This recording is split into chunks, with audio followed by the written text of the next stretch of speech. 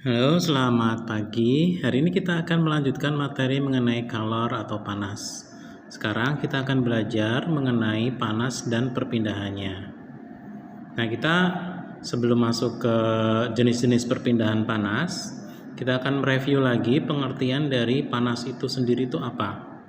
Ya, sebelum pembelajaran ini kita sudah mengetahui bersama bahwa panas itu adalah energi yang dapat berpindah dari satu benda ke benda lain karena perbedaan suhu. Jadi kalau ada beda suhu, panas itu akan berpindah. Nah, perpindahannya bagaimana? Oke, yang pertama kita lihat ya. Jika suatu zat menyerap panas, maka suhunya akan naik. Jadi kalau mendapatkan panas, berpindah dari panas ke suhu yang lebih dingin, suhunya akan naik. Tapi jika benda yang memberikan panas itu suhunya akan turun. Jadi kalau yang menerima suhunya naik, yang memberikan akan turun. Benda yang mudah mengantarkan panas kita akan sebut sebagai konduktor. Contoh benda konduktor apa aja? Itu biasanya berupa logam. Logam itu apa aja? Ada besi, aluminium, tembaga. Nah, benda yang lambat menghantarkan panas nanti akan kita sebut sebagai isolator. Itu apa aja benda isolator? Kayu, plastik, kemudian karet. Itu adalah benda-benda yang menghambat adanya panas. Nah, perpindahan panas itu kita akan bagi menjadi 3. Yang pertama adalah konduksi.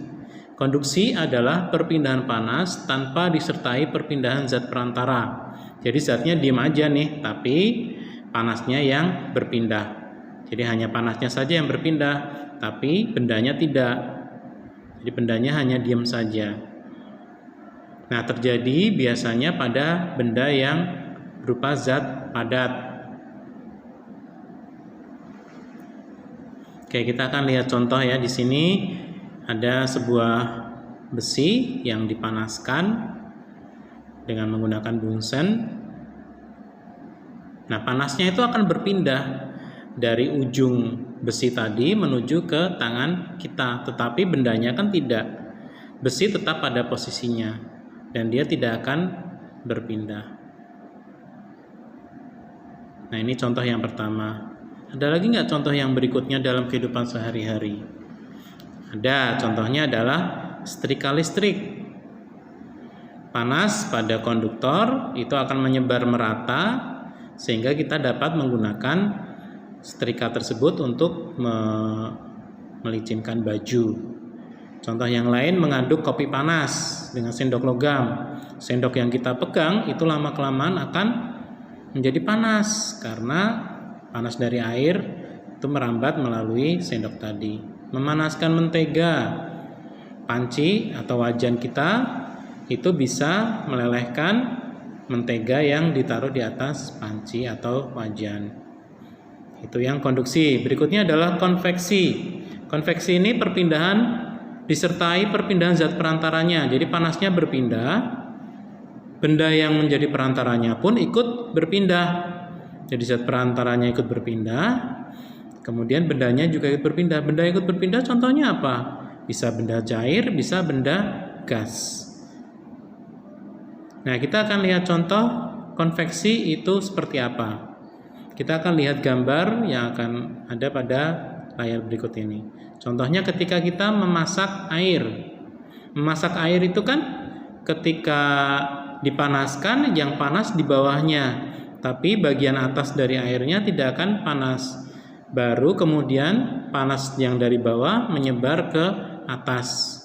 Nah, tanda merah itu air panasnya naik, air dinginnya turun, gantian seperti itu sampai seluruh permukaan air itu menjadi panas, merata. Contoh lain apa dalam kehidupan sehari-hari? Asap cerobong pabrik, kemudian apalagi terjadinya angin darat dan angin laut karena perpindahan panas dari satu tempat ke tempat yang lain. Gerakan balon udara yang mengikuti tekanan pada daerah-daerah tertentu.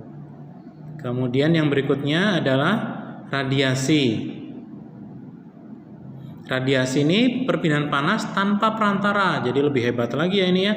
tanpa perantara, panasnya bisa nyampe langsung ke badan kita atau sampai ke benda yang ditujunya.